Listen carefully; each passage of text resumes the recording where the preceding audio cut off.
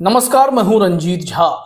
केंद्रीय मंत्री चिराग पासवान का कद नेशनली इतना बड़ा हो चला है कि बीजेपी भी अब उनका लोहा मान रही है और बीजेपी चिराग पासवान से अपना फायदा भी करा रही है।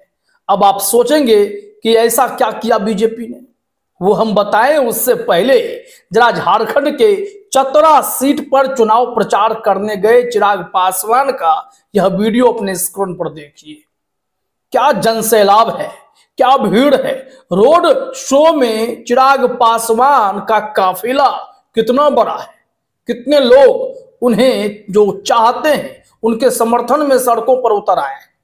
और इस जनसैलाब ने कहीं ना कहीं इशारा कर दिया है कि लोजपा रामविलास के प्रत्याशी जनार्दन पासवान का भी कद वहां काफी मजबूत हो गया।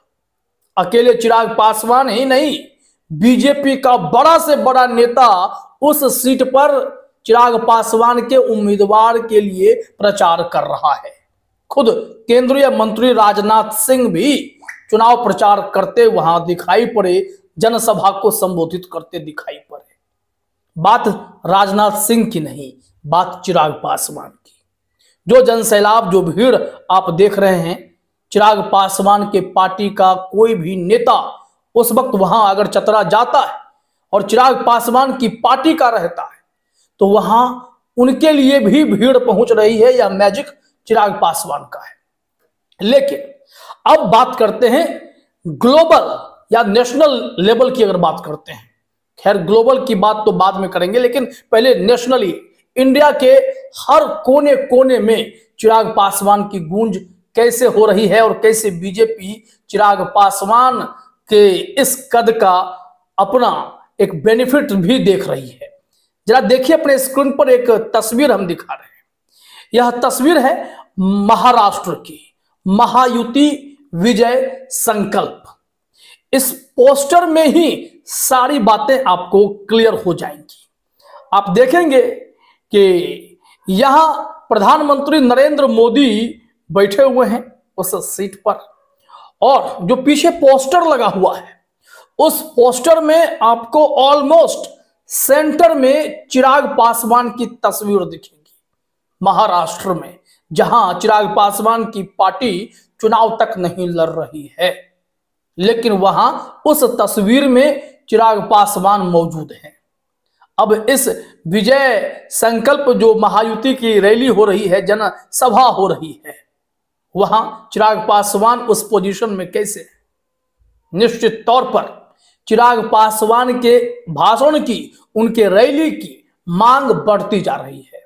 बीजेपी को अच्छे से पता है अगर चिराग साथ में जाएंगे तो भीड़ भी इकट्ठी होगी। महाराष्ट्र में वैसे भी फिल्म इंडस्ट्री भी चिराग पासवान को काफी अच्छे से जानती है। वहीं चिराग पासवान अब नेशनली काफी सेलिब्रेटेड लीडर के तौर पर देखे जा रहे हैं। एक और जहां वो केंद्रीय मंत्री के तौर पर काफी चर्चा में है, वहीं दूसरी तरफ बीजेपी भी यह समझती है कि इनके गठबंधन में, एनडीए में लोजपा रामविलास एकमात्र ऐसी पार्टी है जिसका 100% का स्ट्राइक रेट है, जिनके हर उम्मीदवार लोकसभा में चुनाव जीत कर आ गए। और नरेंद्र मोदी के लिए यह बहुत अच्छी बात है। 240 वाली इस गवर्नमेंट को इस वक्त चिराग पासवान की बहुत जरूरत है। और चिराग पासवान भी अपने इस कद का भरपूर प्रयोग कर रहे हैं। वो कैसे करते हैं?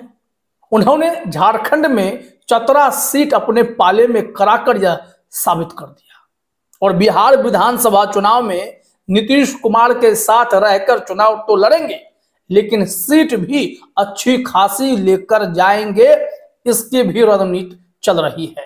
अब दिन दूर नहीं है कि पटना में वो एक बड़ी रैली करने जा रहे हैं। वो लोजपा रामविलास के शक्ति प्रदर्शन की तरह है। वो दिखाएंगे कि बिहार में अभी भी वही हैं जो दलितों के नेता के तौर पर खुद को स्थापित कर रहे हैं।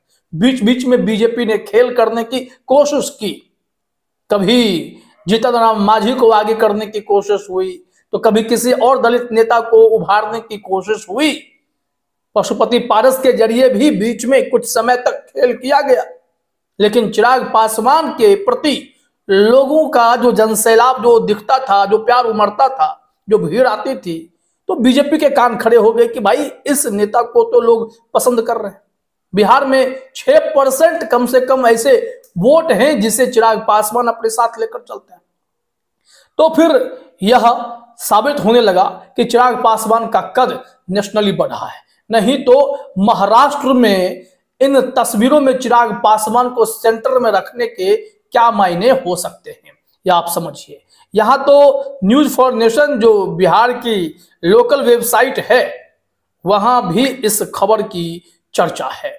2024 में खुद को प्रूफ किया था। सो बीजेपी ने सबसे पहले उनकी पार्टी को झारखंड चुनाव में भी एनडीए का हिस्सा बनाए रखा और महाराष्ट्र में चिराग पासवान की तस्वीर की पीएम मोदी के पीछे लगाई गई है, जबकि बिहार के मुख्यमंत्री नीतीश कुमार को वहां जगह नहीं मिली है। और सबसे बड़ी बात है कि सेंटर फ्रेम में इस तस्वीर में चिराग पासवान देखे जा रहे हैं। अब यहां कहा जा रहा है कि भाई आखिर ऐसा क्या है कि चिराग पासवान का यह कद इतना बढ़ा है। तो बस वही बातें बताई गई हैं कि लोकसभा चुनाव में 100% जीत हासिल करने वाली चिराग की लोजपा रामविलास देश की इकलौती पार्टी थी। यानी चिराग पासवान को एनडीए में 5 लोकसभा सीट मिली और 5 सीट में लोजपा रामविलास ने जीत दर्ज की। चिराग पासवान जब एनडीए से बाहर भी थे तब भी पीएम मोदी के लिए सम्मान उनके मुखारबिंद पर रहता था। उनका हमला सिर्फ सीएम नीतीश कुमार पर केंद्रित रहता था। चुनाव में मिली कामयाबी ने चिराग के कद को राष्ट्रीय स्तर पर स्थापित कर दिया है। अब ऐसे में यह खबर काफी तेजी से फैल रही है कि चिराग पासवान को कितनी बड़ी जिम्मेदारी बीजेपी देना चाहती है, क्योंकि एक ऐसे नेता के तौर पर चिराग उभर रहे हैं जिनकी पूछ देश के हर राज्यों में है। जहां जहां बीजेपी को चुनाव प्रचार करना है वहां वहां चिराग पासवान दिखाई पड़ रहे हैं। आखिर इस जलवा का बीजेपी फायदा नहीं उठा रही है तो और क्या हो रहा है? यह तो फिक्स है ना कि जिस चिराग पासवान की पार्टी को तोड़कर रख दिया गया उसे शून्य से उठाकर चिराग पासवान ने कहां से कहां पहुंचाया, फिर से अपना जलवा बिखेरा। तो इस बीच बिहार में खबर आई कि प्रशांत किशोर चिराग पासवान की पार्टी पर नजर बनाए हुए हैं, उनकी पार्टी को तोड़ना चाहते हैं, उनके पार्टी में टूट करके उनके सांसदों को बिखेर देना चाहते हैं ताकि विधानसभा चुनाव के दौरान चिराग पासवान कमजोर दिखें। लेकिन चिराग पासवान अब सियासत के कोई कच्चे खिलाड़ी नहीं है, सिस्टम को समझते हैं और इसे हैंडल भी करेंगे, डील भी करेंगे। देखिए आगे क्या होता है। फिलहाल इस वीडियो में इतना ही। आप सभी का हमसे जुड़ने के लिए बहुत बहुत धन्यवाद।